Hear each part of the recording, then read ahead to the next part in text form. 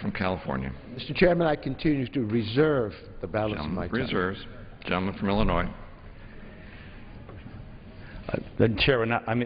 Chairman, I'd like to recognize Mr. Bouchon from Indiana, a neighbor across from my congressional district, for 1 minute. Gentleman from Indiana is recognized for 1 minute. Thank you, Mr. Chairman. Mr. Speaker, I rise today in support of this legislation. Every single coal mine in the state of Indiana is in my congressional district. Coal not only provides thousands of jobs for Hoosiers, but provides over 90% of our state's energy. Coal is a vital part of Indiana's economy, helping to keep energy prices low and supporting a robust manufacturing sector. I disagree with the EPA's position that coal ash should be treated as a hazardous material.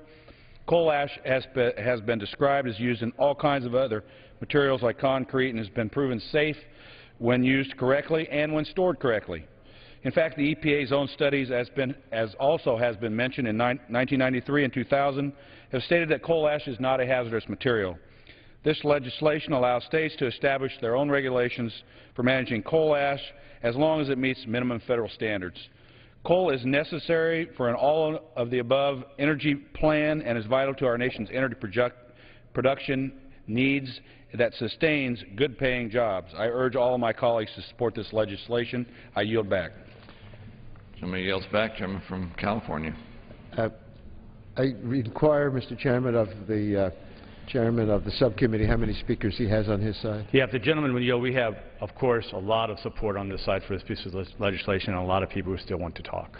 Then we'll continue to reserve our time. Gentleman from California reserves. Gentleman from Illinois. Thank you, Mr. Chairman. I want to just from my colleague from Indiana just came. The Indiana Department of Environmental Management wrote a letter in support of this bill and because of its safety and protection. Now I'd like to recognize from the state of Pennsylvania Mr. Dent for 2 minutes. Gentleman from Pennsylvania is recognized for 2 minutes. Thank you, Mr. Speaker. I strongly rise in support of this legislation, H.R. 2218. I heard some comments today about coal ash. We should be very clear. Coal ash maybe at one point was energetic, but the coal ash we're discussing here today is inert. It's a lot like dirt, to be quite honest. And as a co-chair of the Congressional Cement Caucus, I have the largest cement-producing district in America. I strongly rise in support of this legislation. The cement and concrete folks, the industry, is by far the nation's largest recycler of coal combustion residuals, or CCRs, or coal ash as it's better known. Each year, more than 11 million tons of coal ash is recycled into the production of concrete. So this is essential to our manufacturing sector. Domestic manufacturers typically reuse an additional 3 million tons of coal ash annually as a raw material in cement production. The coal ash used in the process serves as a substitute for key ingredients in cement, which would otherwise be mined. Without H.R. 2218, the EPA would be able to classify coal ash as a hazardous material, which in turn would put an end to this very useful recycling. Even the continued regulatory uncertainty generated by the stalled EPA rulemaking would dramatically inhibit the recycling of coal ash in domestic cement and concrete production.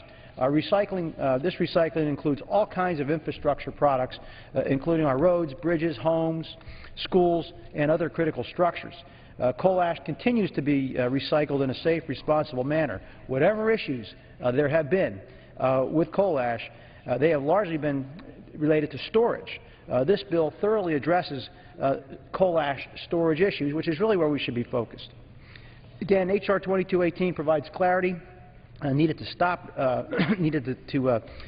by top recyclers to continue their efforts and to potentially increase coal ash recycling. So again, I ask my colleagues to support passage of this important piece of legislation that will ensure the beneficial reuse of coal ash. A yes vote is the right vote. It is pro-manufacturing. Vote for the legislation. Thank you. Gentleman's time has expired. Yields back. Gentleman from California. Mr. Chairman and my colleagues, when coal ash is recycled, it is not a waste, and therefore EPA has no jurisdiction. It is not a problem. When coal ash is put into a landfill or disposal site and leaches into the water, then it is a problem. And this bill doesn't address that problem. It doesn't adequately assure protection of the public health, or if they have a law at the state level that seems to talk about public health, there's no clear enforcement of it. So that is our problem with the legislation.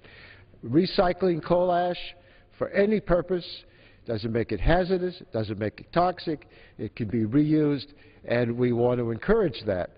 But we don't want public health threatened. That's what our concern is all about. I reserve the balance of our time. Gentleman reserved. Gentleman from Illinois. Thank you, Mr. Chairman. To my colleague from California, we're waiting for a few members. I'm not sure they're going to get here. I'm willing to have you close, and then I'll close after you're done. So if you want to, I yield back. Wait, gentleman Reserve reserves. my time. Okay. Gentleman from California. Knowing that we want to wrap up this general debate, I just will repeat that EPA proposed to act, and that is what has caused this whole furor, rather than discuss what is the appropriate balance between EPA and the states. The Republican bill would take this away from EPA, keep them from regulating, and turn it over to the states, where the states can already act, and many have. They don't need us to give them the power to act. This bill says it's up to the states. It doesn't have a uniform standard of protecting public health. It doesn't require states to have the goal of protecting the public health. And if the states achieve the goal as they in their legislation to protect public health, there's no guarantee of it being enforced, because EPA cannot come back in and enforce the state law even. And citizens cannot file lawsuits. That's one of the so-called improvements that has been made since the last time this bill was before us. It has weakened the ability to enforce protection of public health. So I urge my colleagues to oppose this bill, and in doing so, tell us to go back and work on the problem and get a real, true bipartisan bill that can be supported by the majority of the Democrats and by the President of the United States. I urge members to vote against the bill, and I yield back the balance of my time. Gentleman from California yields back his time. Gentleman from Illinois. Thank you, Mr. Chairman. I yield myself the balance of the time. It's been a great debate. It's been a great process. I'll just summarize some of the issues. Yes, the issue is about beneficial reuse, like the shingle here, but it's also about the storage. We were very close to passing this piece of legislation in the last Congress, as the ranking member knows. This bill is better, as my colleague from Texas says. There's 12 additional changes made in this bill versus last year's bill, that addresses many of the concerns that the minority asked, and also concerns by the Environmental Protection Agency. We've worked very closely with them. That is why, and I'll say it again, the administration has not issued a veto threat on this bill. That's a signal that they may have issues, but there's not an outright veto threat on this bill. That's a signal that we've worked with them to address some of the major concerns. Again, I want to highlight some of the special interest groups that are forcing this legislation, like the United Mine Workers, the building and construction trades, the transportation workers, those who are historically considered in the minorities coalition, are now moving to the pro-job coalition of this bill and hopefully other bills in the future. Also, I want to just reemphasize that the EPA in 1993 and 2000, that coal ash does not have the characteristics of hazardous waste, including toxicity, and should not be regulated under Subtitle C. That's not us. That's the EPA, and that's the EPA making that ruling twice. We believe that the federal government can set standards. We believe that the federal government can enforce that the states do certification. And we trust the states to be able to monitor and meet the standards. That's why we have the Environmental Council of the states. I listed Indiana's Department of the Environment in support, because what they want to do is get a handle on this. And let's not confuse the issue. If the EPA is able to label fly ash as toxic, it does depress the beneficial use. So the cheap concrete that's mixed with fly ash will not be put in. The road mitigation issues which we've done will not be put in. My colleague Marsha Blackburn did a great job talking about how we use today coal ash and fly ash. So I want to thank my colleague Mr. McKinley for moving this bill and my colleagues on the subcommittee who have made the changes and moved it forward. We look forward to the debates on the amendment, and we look forward to passing of the bill and sending it to the other chamber and eventually a signature by the President of the United States. And with that, for this part, I yield back the balance of my time. Gentleman yields back. All time for general debate has expired. Pursuant to the rule, the amendment in the nature of a substitute recommended by the Committee on Energy and Commerce printed in the bill should be considered as an original bill for the purpose of amendment under the 5-minute rule and shall be considered read. No amendment to the committee amendment in the nature of substitute should be in order except those printed in Part A of House Report 113-174. Each such amendment may be offered only in the order printed in the report by a member designated in the report and should be considered as read, should be debated for the time specified in the report, equally divided and controlled by a proponent and opponent. Shall not be subject to amendment and shall not be subject to a demand for a division on the question. It's now in order to consider Amendment number 1, printed in Part A of House Report 113-174. For what purpose does the gentleman from Virginia seek recognition? Mr. Chairman, I have an amendment at the desk. Clerk will designate the amendment. Amendment number 1, printed in Part A of House Report number 113-174, offered by Mr. Connolly of Virginia. Pursuant to House Resolution 315, the gentleman from Virginia, Mr. Connolly, and a member opposed, each will control 5 minutes. The Chair recognizes the gentleman from Virginia. I thank the Chair. Mr. Chairman, I rise to offer a common-sense amendment to ensure that every state that chooses to allow coal ash impoundments, as outlined in this bill, has a strong emergency response plan in the unfortunate event of a leak or spill. Sadly, the 2008 failure of a coal ash impoundment in Kingston, Tennessee, highlights the very devastation a spill can have on a community.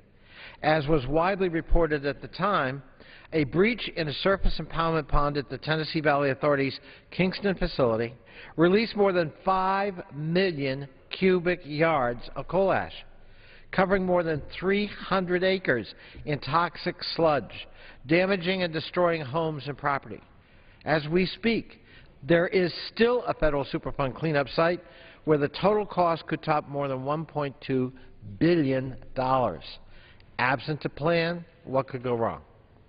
Beyond that staggering price tag, let us not forget that the lasting economic and health impacts on the surrounding communities resulting from this spill are catastrophic. Families were displaced from their homes. Some residents still suffer from respiratory illnesses and other side effects. Arsenic levels where the Kingston coal ash runoff was disposed of are measured at 80 times higher than the amount legally allowed under the Safe Drinking Water Act, and the EPA already has said such exposure significantly increases a lifetime risk of cancer. These are just the impacts we know of today. Who knows what the unknown health consequences might be? The Kingston incident is not an isolated event, sadly. According to Earthjustice, there have been more than 211 known cases of coal ash contamination and spills in 37 different states. And according to the EPA, 45 impoundments are currently considered high hazard, meaning that a failure will probably cause loss of human life. Of course, this bill doesn't concern itself with those problems or apply the lessons learned. In response to the Kingston incident, former Tennessee Governor Phil Bredesen even acknowledged that the state's environmental regulations, mostly written in the 1970s, simply don't take into account a disaster such as the ash spill in Kingston. And he said, we need a top-to-bottom review of those policies. As we've already seen, the federal government is forced to step in when disasters such as this take place.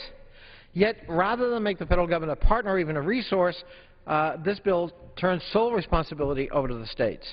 There ought to be a clear minimum set of standards for EPA to identify and remedy state program deficiencies, stronger groundwater protection standards, and clear and appropriate authority for taking potential corrective action on unlined or leaking impoundments. That seems common sense.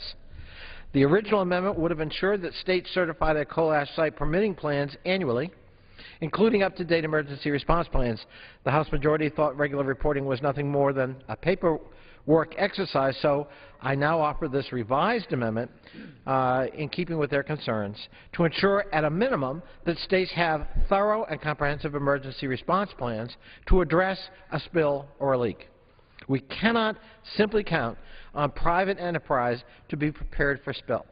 The state and local governments, who are the first responders, must be active partners. By requiring them to provide EPA simply with their own emergency response plans, we're taking a modest step to ensure they're prepared to respond to an emergency, and I reserve the balance of my time. Gentleman reserves. Who claims time in opposition? I do, Mr. Chairman. Gentleman from Illinois is recognized. But I don't oppose the amendment. I want to thank my colleague for working with us and making some changes that we felt was appropriate. We agree with the colleague from Virginia that states should identify what their emergency response procedures are and in the certification process, so we are prepared to accept it. We thank him for his work. He's made it a better bill. And with that, I yield back my time. Gentleman yields back. Gentleman from Virginia.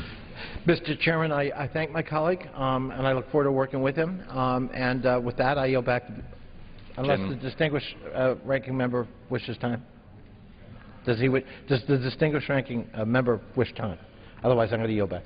Please, thank you for being so generous to want to yield me time, but I certainly support your amendment and urge all of our colleagues to support it as well.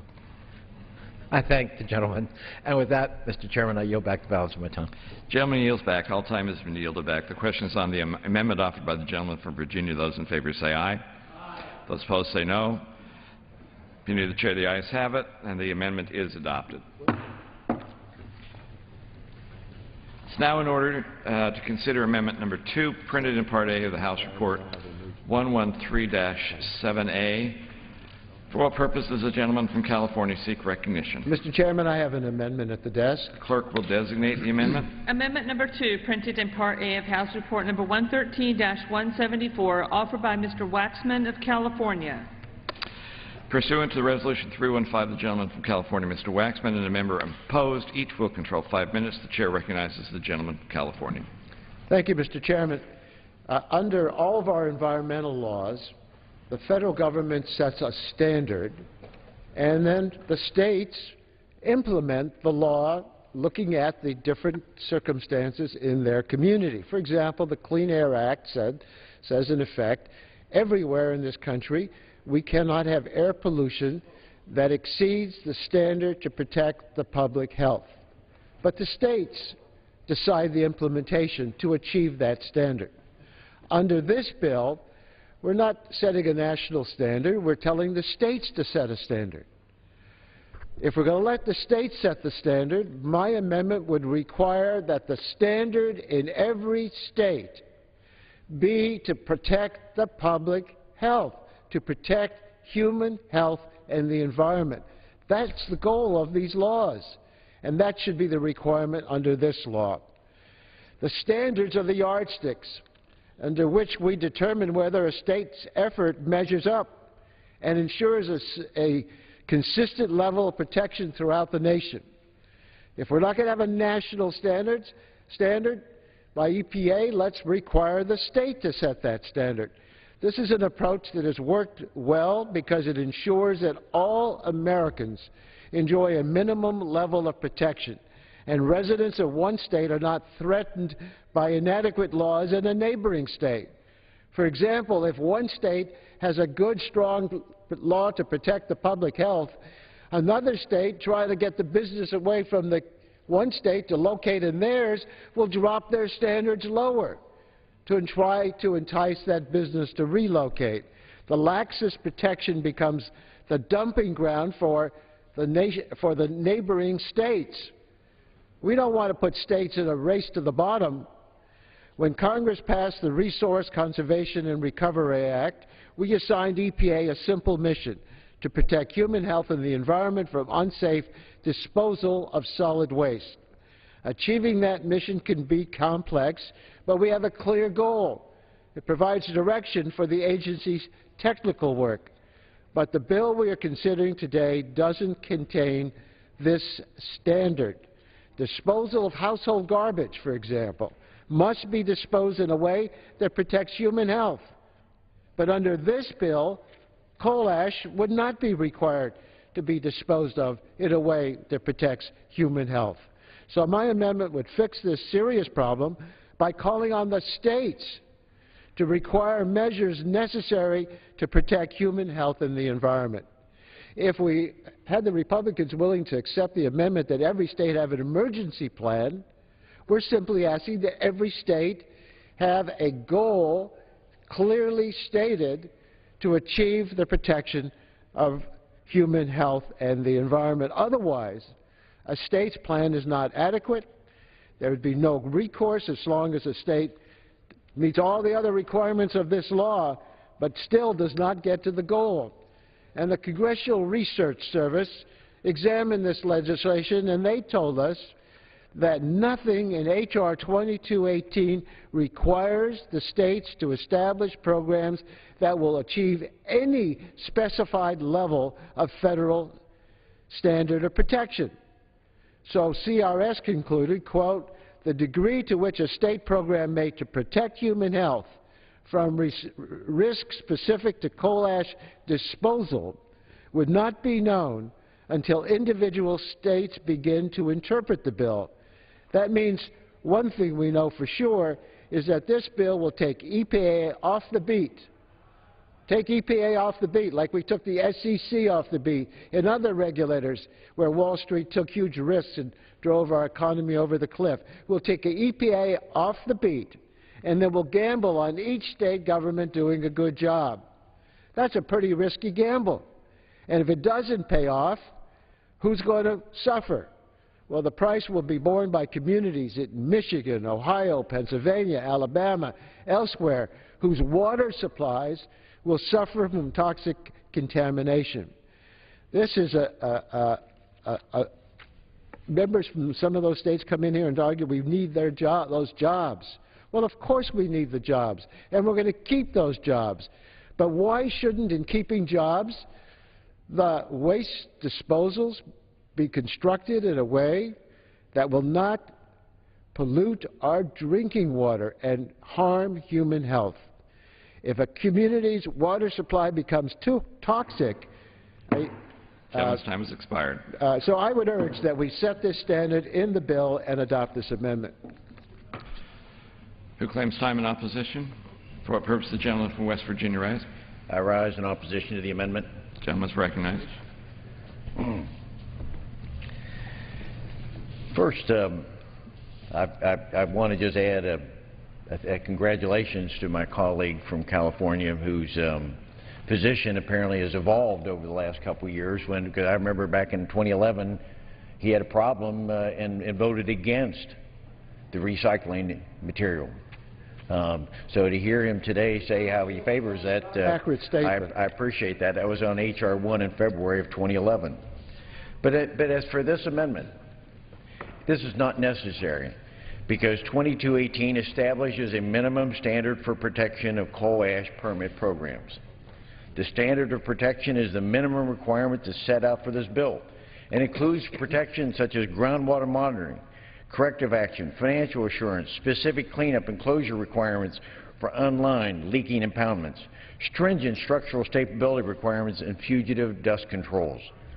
Furthermore, 2218 establishes a minimum national standard that is based on the existing criteria for municipal solid waste landfills, which were promulgated by EPA to, quote, protect human health and the environment.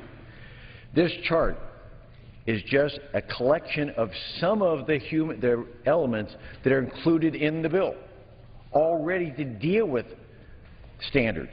Things like requiring that the structure be located above water tables. Groundwater monitoring is to be included in this. We have surface water controls under Section 4011, controls for CCR landfills, control runoff for CCR surface, accelerated correction action for unlined surface impoundments. We included in this bill and included in here, if people would read the bill, they would see that under 4011 There are areas where the EPA can help to identify deficiencies, including specific criteria for undertaking a deficiency review. It has a backstop authority to enforce that these requirements are upheld and to correct any EPA-identified deficiency. My colleague continues to use this race to the bottom among states, and they were competing with each other to become the dumping ground for neighboring states. That's a misguided assumption and, frankly, an insult to the hardworking state environmental regulators. It is unfortunate that he also does not trust the environmental regulators in his state, or any other state for that matter, to establish permit programs that are protective. My colleague ignores that the state regulators are tasked every day with protecting human health and the environment. Another problem with his amendment is not well defined. The EPA or a judge would have sole discretion to determine what constitutes, quote, protecting human health and the environment. Any state failing to meet this subjective and ambiguous statement or standard would have their permit program stripped from them to be run by the EPA. This amendment diminishes the important role of the states and lets the EPA meddle in a program the states have proven that they're capable of handling. This amendment is not about protecting human health and the environment. It's about growing federal control at the expense of the states. States have been tasked with implementing RCRA, and this bill allows them to continue to do just that. If you support bigger government, support this amendment. But if you trust your state to take care of its own people, then we should oppose it. I urge the opposition to this amendment, and I reserve the balance of my time. Gentleman reserves, but the gentleman is the only one left with time. Gentleman for West Virginia. I yield back. Gentleman yields back. All time has expired on the amendment. The question is on the amendment offered by the gentleman from California. Those in favor say aye. Aye. Those opposed say no. No. The noes have it. I ask for a recorded vote. Gentleman asks for a recorded vote pursuant to Clause 6 of Rule 18. Further proceedings on the amendment offered by the gentleman from California will be postponed. It is now in order to consider Amendment Number 3, printed in Part A of House Report 113-174. For what purpose the gentleman from New York seek recognition? Mr. Chair, I have an amendment at the desk. I believe Amendment Number 3. The clerk will designate the amendment. Amendment Number 3, printed in Part A of House Report Number 113-174, offered by Mr. Tonko of New York. Pursuant to House Resolution 315, the gentleman from New York, Mr. Tonko, and a member opposed will each control 5 minutes. The chair recognizes the gentleman from New York. Thank you, Mr. Chair. We are a nation of 50 states, but we are bound together by common history, purpose, and laws. Prior to the passage of national environmental laws, states had individual regulatory programs that offered a patchwork of protection. We tried this system for air, for water, for toxic waste, and for a number of many other things. That is the system we have today for the disposal of coal combustion residuals that cannot be recycled. It did not work. It does not work. H.R. 2218 will not correct the problems with coal ash disposal. We have a state-by-state program for coal ash disposal now. H.R. 2218 codifies that situation and goes further to prevent the EPA from exercising its authority to require that state programs provide a basic standard to ensure that all citizens are indeed protected. My amendment authorizes a proper federal role, a role of oversight for the EPA to ensure the actions of one state do not result in negative impacts on a state with which it shares an important resource. In addition, my amendment would enable a state to request that EPA review the permitting program of another state to ensure that the program offered sufficient protection of its citizens and its resources. We do not allow northern states along the Mississippi River to dump toxic substances into the river for downstream states to clean up. We do not allow individual states to pollute the air and send the pollution well beyond their borders. We need a better system for dealing with coal combustion wastes, a system that applies fairly across our great country. You might wonder how often the location of a coal ash facility is near enough to a shared resource or a state's border to cause a potential problem? Well, it turns out it is common. The failure of a coal ash facility associated with the Martins Creek power plant in Pennsylvania affected communities in New Jersey when coal ash spilled into the Delaware River. Residents of the state of Michigan were upset when the failure of an old coal ash impoundment in Wisconsin sent coal ash, mud, and machinery into Lake Michigan. And several of the coal combustion disposal facilities on the high hazard list in Ohio and West Virginia are located along the Ohio River, a shared border and resource of these two states. Well, I could go on. It turns out that because these facilities are often located in close proximity to coal-fired utilities where the waste is generated, they are also close to water required for cooling and steam generation. A number are located near sizable water sources that serve multiple communities and often multiple states. And so, in order to ensure good relations between neighboring states and to ensure that all our citizens are protected from exposure to the toxic substances contained in coal ash, I believe the EPA should have the authority to step in when necessary. The system we have used successfully, based upon common standards that ensure the protection of human health and the environment, should be applied to this situation. We cannot afford another episode like the one in Kingston, Tennessee. The choice is not about whether we can have a clean, healthy environment or a robust economy. We can have both. Part of the formula for ensuring a robust economy includes having a clean environment. Pollution is not cost-free. It costs us lost work days, illness, and premature deaths. It devalues property and results in expensive, unnecessary cleanup costs.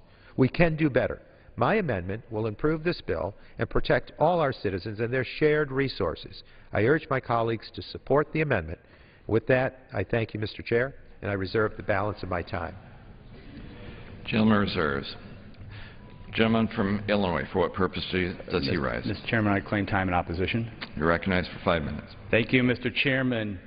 The state permit program must incorporate the minimum requirements which are based on regulations promulgated by the EPA to quote-unquote protect human health and the environment, which include groundwater monitoring of all structures, fugitive dust control, structure stability requirements, and closure of structures that cannot be corrected. The premise of this is if you have federal standards that they're not protective and that the states will not do that. We find this debate very curious in that my colleagues on the other side have so much of a disrespect for the states and their environmental communities and the ability of states to ensure the protection of human health, the environment, from a state position. Federal standards, state certification process, states under RCRA, the states do this anyway. This is what the states do. Under the Municipal Solid Waste Disposal Act, the states are the ones who are enforcing this. All we're doing is saying we can do this now for fly ash and coal ash. So while my colleague's amendment is well-intentioned, it really undercuts the purpose of the legislation and is unnecessary because the bill contains specific criteria by which the EPA will judge state permit programs, and I listed those earlier. This is political appealing amendment, but it has many flaws, not the least of which is that any state can request that EPA review another state's coal combustion residual permit program regardless of the location and whether there is actually a cross-border impact. As my colleague pointed out in the Rules Committee on Tuesday, there's no requirement in this amendment that a state that requests a review needs to even be impacted by the contamination allegedly coming from another state. While my colleague has probably scoured the country to come up with an example or two of coal ash contamination crossing state lines, the fact of the matter is that cross-boundary contamination not really is an issue with respect to coal ash disposal, because regulation of solid waste disposal is typically an issue that remains within the state. This amendment attempts to create another hook for the EPA to measure state coal combustion residuals permit programs using the subjective yardstick of what is protective of human health and the environment, which my colleague did a good job defending in the other amendment. I understand that my colleague believes that the federal government must step in to save the day, but I trust that our state environmental regulators are up to the task of making sure that our communities are protected. This amendment diminishes the important role of the states, and I urge opposition to this amendment. And I yield back my time. Gentleman yields back. Gentleman from New York. Mr. Chair, I respect the work done by my colleague from Illinois, but respectfully disagree with his assessment. There's ample evidence that states have poorly regulated, in some cases, this waste stream, and it puts at risk innocent bystanders who are impacted by their actions. And so I stand by the worthiness of this amendment. Again, encourage my colleagues to support it. And with that, I thank you, Mr. Chair, and reserve and yield back the balance of my time. Gentleman from New York yields back. All time for the amendment has been yielded. Questions on the amendment offered by the gentleman from New York? Those in favor say aye. Those opposed say no. Opinion of the chair, the noes have it. Mr. Chair, I ask for a recorded vote. Pursuant to Clause 6 of Rule 18, further proceedings on the amendment offered by the gentleman from New York will be postponed. Pursuant to Clause 6 of Rule 18, proceedings will now resume on the amendments printed in Part A of House Report 113-174, on which further proceedings were postponed in the following order. Amendment number 2 by Mr. Waxman of California, Amendment number 3 by Mr. Tonko of New York. The chair will reduce to 2 minutes the minimum time for any electronic vote after the first vote in the series. The unfinished business is the request for recorded vote on Amendment number 2, printed in Part A of House Report 113-174 by the gentleman from California, Mr. Waxman, on which the further proceedings were postponed, on which the noes prevailed by voice vote. The clerk will redesignate the amendment. Amendment number 2, printed in Part A of House Report number 113-174, offered by Mr. Waxman of California. A recorded vote has been requested. Those in support of a request for a recorded vote will rise and be counted. Sufficient number having risen, a recorded vote is ordered. Members will record their votes by electronic device. This will be a 15-minute vote.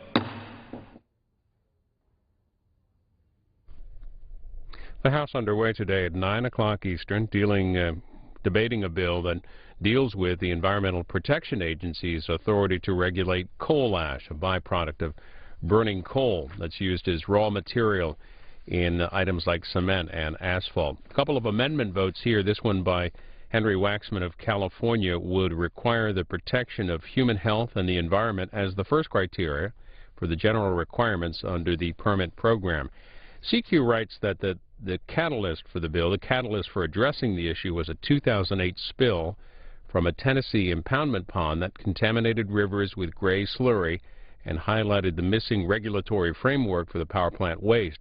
They write that environmental and public health groups sued the EPA in April 2012 to force deadlines for reviewing and modifying solid and hazardous waste regulations to address coal ash.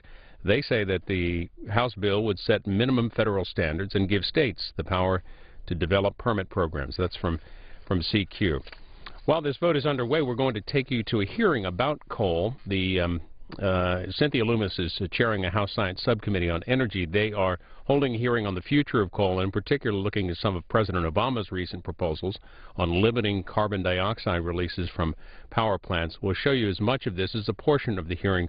It's underway, but this is a portion from just a short while ago. Welcome to today's hearing entitled The Future of Coal, Utilizing America's Abundant Energy Resources. And now the Subcommittee on Energy will come to order. In front of you are packets containing the written testimony, biographies, and truth in testimony disclosures of today's witness panel. I now recognize myself for a 5-minute opening statement, and then I'll turn over to my ranking member, Mr. Swalwell. Thank you all for being here, and we'll have others trickling in as the morning goes on. Coal is of critical importance to the United States. From Thomas Edison's construction of the world's first electric power plant in 1892 through today, coal has led the way in enabling the enormous improvements to America's health and well-being. It remains our leading source of affordable and reliable electricity, providing a foundation for our national and economic security while directly supporting hundreds of thousands of jobs and powering industrial facilities that produce the inexpensive goods we too often take for granted, so middle and lower income Americans can enjoy a higher standard of living and make their hard-earned dollars go farther. Rarely, however, has such a beneficial, life-improving resource upon which society depends been under such hostile attack. Adding injury to insult, this attack is being led by our own president.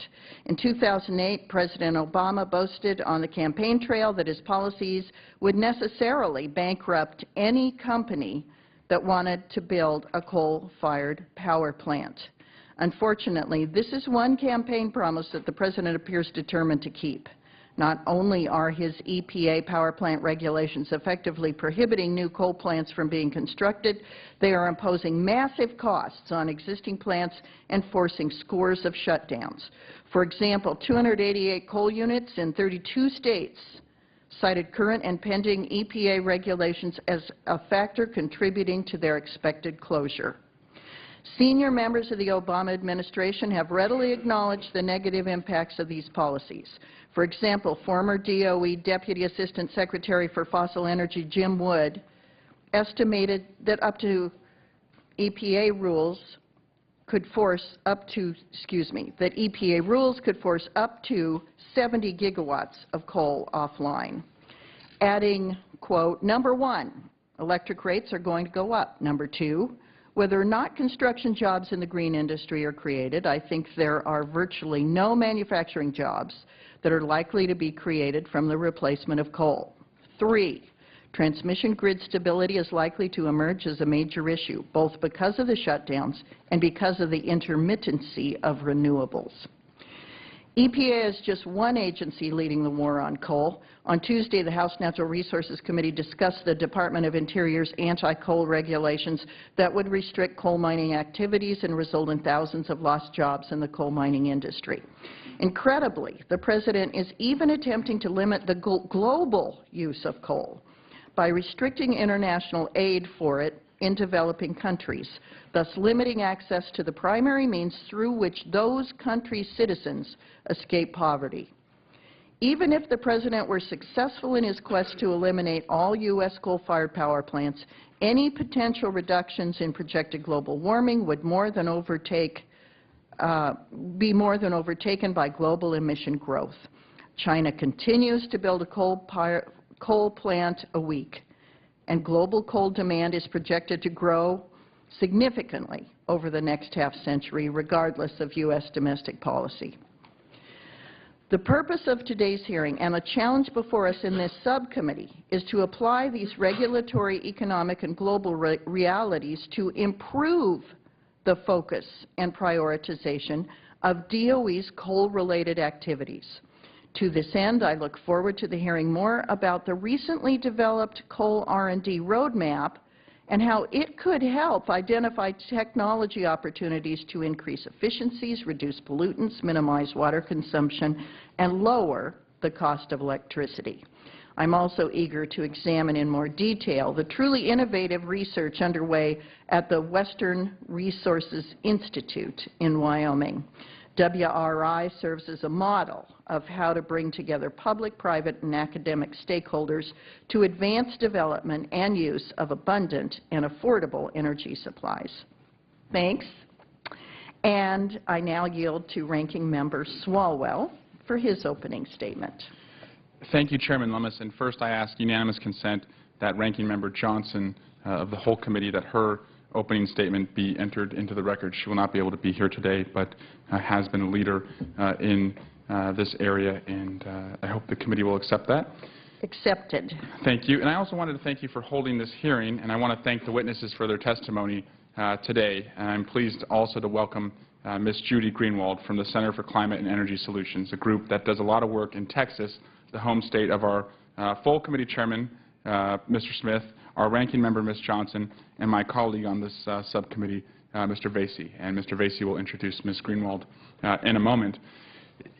This morning, before I came over here, I had some students in my office, just a part of a constituent thing that we do, about a couple times a month, and they asked where I was going, and I told them I was going to this hearing on coal. And these are students from my district. And they kind of had this puzzling look on their face. And I said, yes, that's right, coal. You know, I know you're from California. We don't necessarily rely upon coal as our energy resource, but the rest of the country in many places does. And I explained to them that we're at this point right now in our country where we're in a struggle and a poll, and we're trying to figure out where are we going to provide, how are we going to provide the future of our energy needs. And in California, we're proud that 20% of our electricity in 2009, the last study that was available, was provided by renewables. And so California has always seen ourselves as kind of leading the country forward and moving away from dirty fossil fuels that could hurt the environment and not be so good for our children or the future. But coal does have a place to play, and I'm interested and have always agreed that the all-of-the-above approach is the way we should go, and wherever we can make it safe, we should make it happen. And I support the Chair's interest in doing this. But I say that what the President talked about a couple weeks back with climate change was not a war on coal. In fact, I saw it as the opposite. I saw it as a retreat from coal, not a war on coal, but an attempt for the United States to eventually, one day, hopefully, pull out of coal and pull closer to more renewable, cleaner energy sources. And that's what I support. And so, until that day comes, I will continue to work with our Chair to find a future of coal that is clean and good for our environment. And we should not ignore the possibilities available today as we continue to move and strive for the fuels of tomorrow. And programs like the National Enhanced Oil Recovery Initiative demonstrate their innovative capabilities of a mature coal industry that has long enjoyed federal support. Carbon capture and storage and enhanced oil recovery are examples of important technologies that will help ensure that our present reliance on coal will not hinder our ability to move towards a cleaner, safer environment. These advances also support Americans working in these industries today, even as we lay the foundation for emerging energy technologies that will support the workforce of the future. So I look forward to working with you, Chair, on doing this, hearing from our witnesses, and making progress in this area. And with that, I yield back the balance of my time. Thank you, Mr. Swalwell. And we have not seen the chairman of the full committee, Mr. Smith, come in. We have accepted the statement of the ranking member of the full committee. If there are other members who wish to submit additional opening statements, your statements will be added to the record at this point. Well, thank you. We'll begin then. I would like to introduce our witnesses, and I will defer to Mr. Vasey, who has, when he arrives, excellent. Well, your opportunity to introduce Ms. Greenwald will be occurring shortly. Our first witness today is Chris Smith, Acting Assistant Secretary for Fossil Energy at the Department of Energy. Mr. Smith was appointed in 2009 as Assistant Secretary for Fossil Energy's Office of Oil and Natural Gas. Prior to joining DOE, Mr. Smith spent 11 years with international oil companies focused on upstream business development and LNG trading. Our second witness is Ben Yamagata. Did I get that right, Mr. Yamagata? Yes, Madam Chair. Thank you. Executive Director at the Coal Utilization Research Council. Mr. Yamagata is also a partner at Van Ness Feldman, where his practice encompasses energy, environment, and natural resources. He has also served as counsel and staff director for the Senate Energy and Natural Resources Subcommittee on Energy Research and Development. Our third witness is Don Collins, Chief Executive Officer at the Western Research Institute. Mr. Collins focuses on transitioning scientific and applied research into technologies. He has spent 29 years of experience in engineering, management of research, and deploying of new technologies. And for today's final witness, Judy Greenwald, I yield to the gentleman from Texas, Mr. Vasey. Thank you, Madam Chair. And before I introduce Ms. Greenwald, I would be remiss if I did not mention that Mr. Smith is from Fort Worth, my hometown in Texas, just outside of Dallas, and happy to have him on the panel today. And wanted to introduce Judy Greenwald. Judy is the Vice President for Technology and Innovation at the Center for Climate and Energy Solution. She oversees many important aspects of that organization, including the analysis and promotion of innovation in the major sectors that contribute to climate change, including transportation and electric power, buildings, and industry. In addition to her 30 years of working on environmental and energy policy, she also has a strong Texas connection and has worked with many organizations and individuals in our great state, and I want to welcome her here this morning. Thank you, Madam Chair. Thank you, Mr. Vasey. And now we'll go to our witnesses. As you may know, spoken testimony is limited to 5 minutes each, after which the members of the committee will have 5 minutes each to ask questions. We welcome you here today, Mr. Smith. You are recognized first to present your testimony. My favorite boot store in all of America is in Fort Worth, and we're delighted to have a good Fort Worth native amongst us. So, Mr. Smith, you are now recognized for 5 minutes. Well, thank you, Chairwoman Lummis. Lots of Fort Worth references this morning, so I'm happy with that. So thank you, Chairwoman. Thank you, Ranking Member Swalwell, and members of the subcommittee. And I appreciate this opportunity to discuss the Department of Energy's coal research and development activities. Recently, our Secretary Ernie Moniz, announced an $8 billion draft loan guarantee solicitation to promote the early development and deployment of innovative fossil energy projects that reduce carbon emissions. This solicitation, in addition to the $6 billion the Obama administration has already committed to clean coal technologies, reflects the President's commitment to an all-of-the-above strategy that embraces an energy mix of nuclear power, renewable energy sources, and fossil fuel, including clean coal. The Department of Energy continues to play a leadership role in the development of clean coal technologies with a focus on carbon capture and storage, or CCS. The Clean Coal Research Program, in partnership with the private sector, is focused on maximizing efficiency and environmental performance while minimizing the costs of these new technologies. In recent years, the program has been restructured to focus on clean coal technologies with carbon capture and sequestration. The program pursues the following 2 major strategies. First, capturing and storing greenhouse gases, and second, improving the efficiency of fossil energy systems. The Clean Coal Research Program is addressing the key challenges that confront the development and deployment of clean coal technologies through research on cost-effective capture technologies, monitoring, verification, and accounting technologies to ensure permanent storage and the development of advanced energy systems. To get there, we're pursuing these 3 technical pathways for carbon capture: post-combustion, pre-combustion, and oxy-combustion. Research in these pathways is exploring a wide range of approaches that, coupled with advances in efficiency improvements and cost reductions from developments in gasification turbines, will help provide a technology base for the commercial deployment of CCS technologies. On the storage side, we've pursued projects to develop and design innovative advanced technology and protocols for the monitoring, verification, accounting of CO2 storage in geologic formations, as well as simulating the behavior of geologically stored CO2. Our regional carbon sequestration partnerships are an essential component of that effort. The program is currently in the development phase, during which large-scale field testing involving at least 1 million metric tons of CO2 per project will be implemented. Several of these large-scale tests are currently underway, and one project has safely injected over 3.6 million metric tons and is being monitored for safe and permanent storage. The Department is implementing large-scale projects through the regional partnerships, the Clean Coal Power Initiative, FutureGen 2.0, and the Industrial Carbon Capture and Storage Program.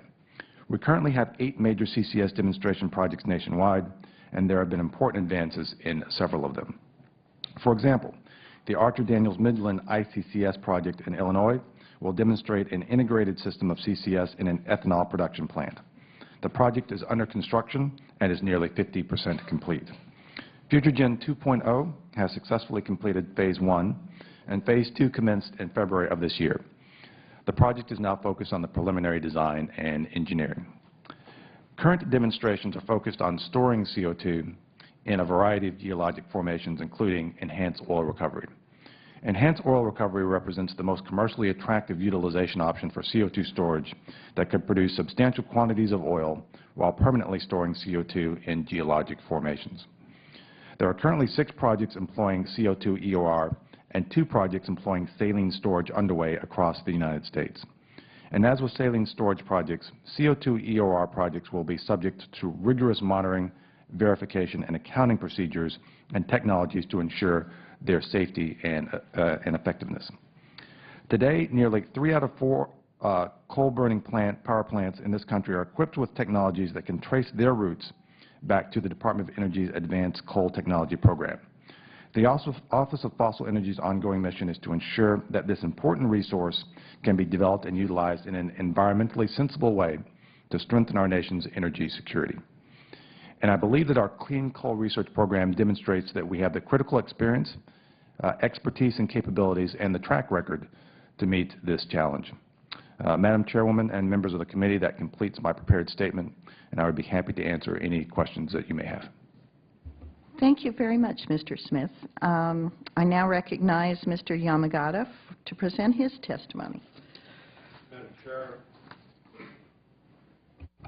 Madam Chair, Ranking Member Stillwell, members of the subcommittee, thank you for giving me the opportunity to make these comments today. I'm specifically focused my comments on the 2 subject areas you asked me to address by discussing 4 points.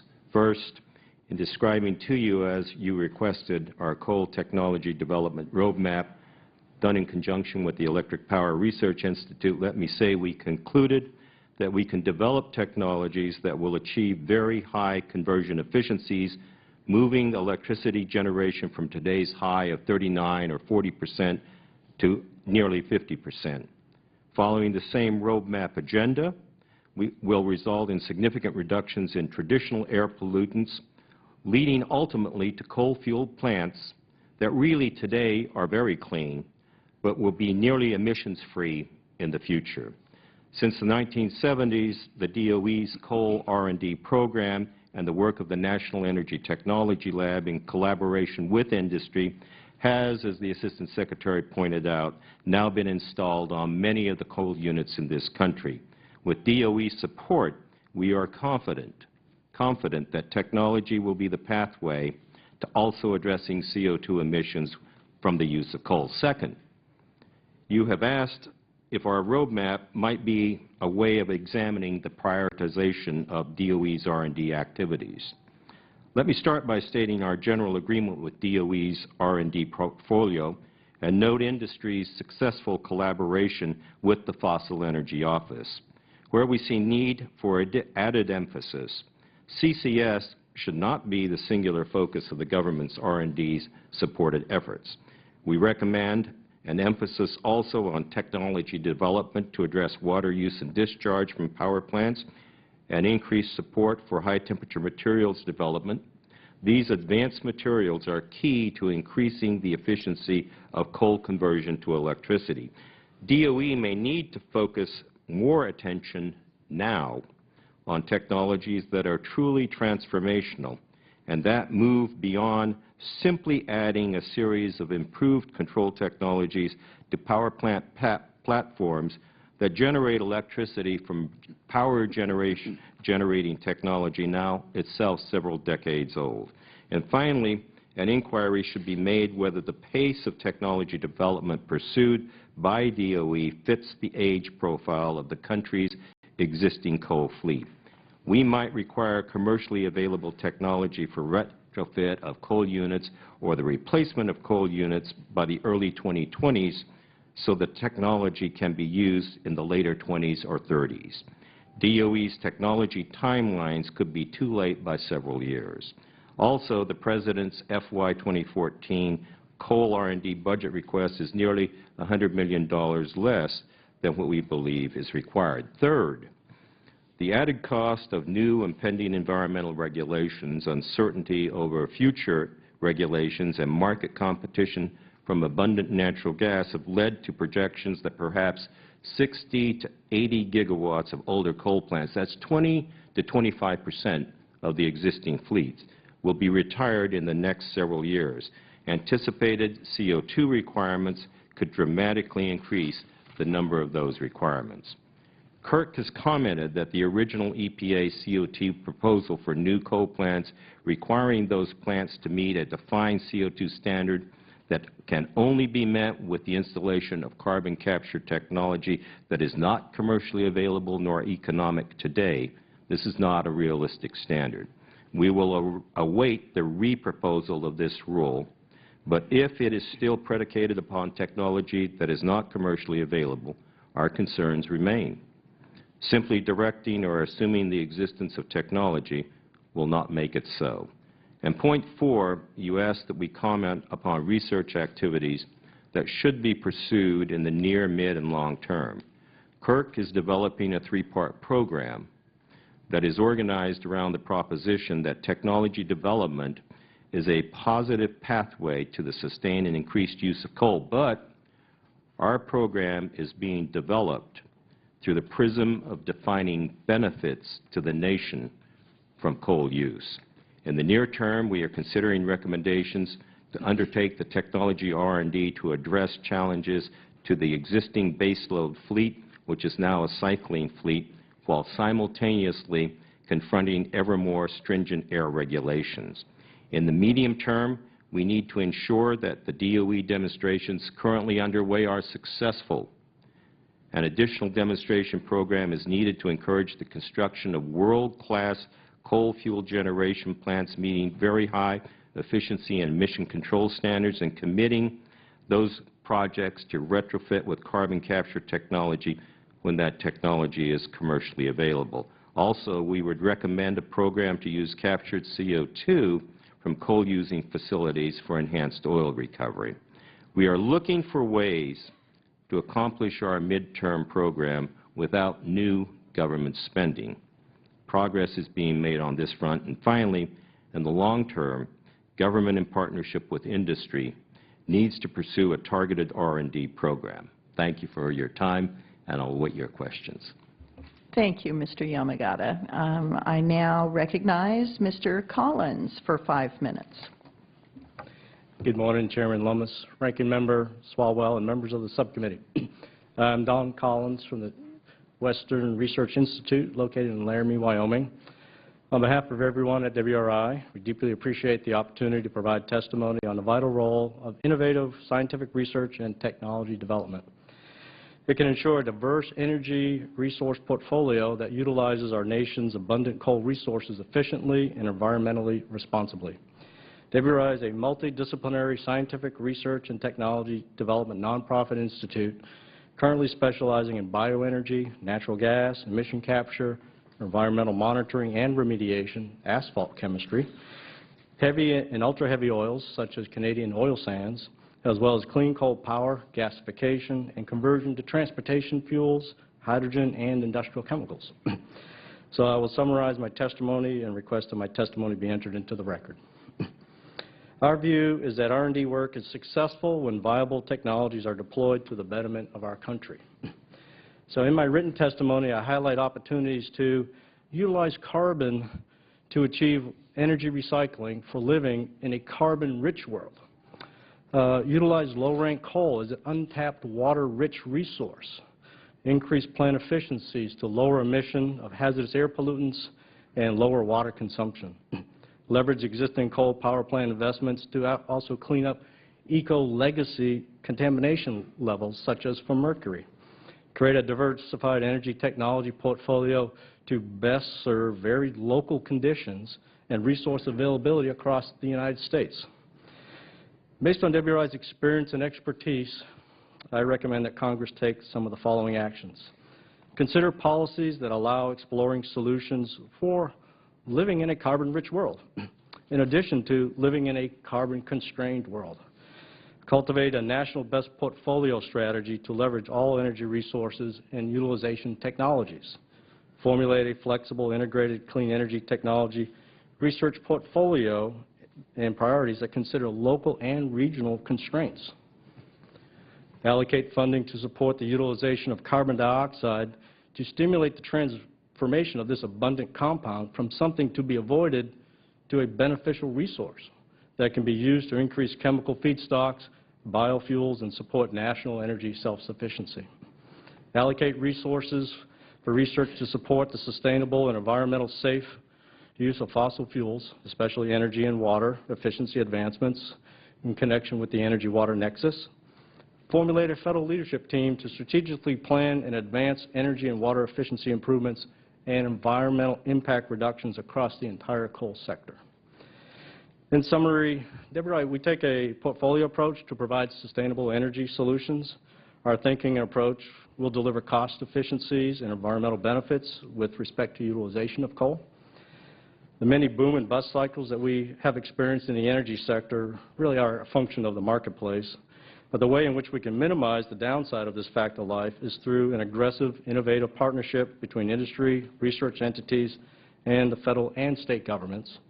This will ensure our energy technology portfolio will deliver benefits to the U.S. consumers and protect the environment. I would note, for example, that the state of Wyoming is implementing a long-term strategic plan to maximize the entire energy portfolio within Wyoming, utilizing CO2 for enhanced oil recovery and preparing for long-term storage of CO2. These are precisely the kind of activities the federal government should encourage. Making the best use of limited financial investments in addition to efficient utilization of all energy resources is a key to achieving national sustainability goals, energy security, and economic prosperity. In closing, a strong commitment to a portfolio approach that includes solutions for living in a carbon-rich world will facilitate innovation and sustainable economic growth that in turn strengthens U.S. competitiveness.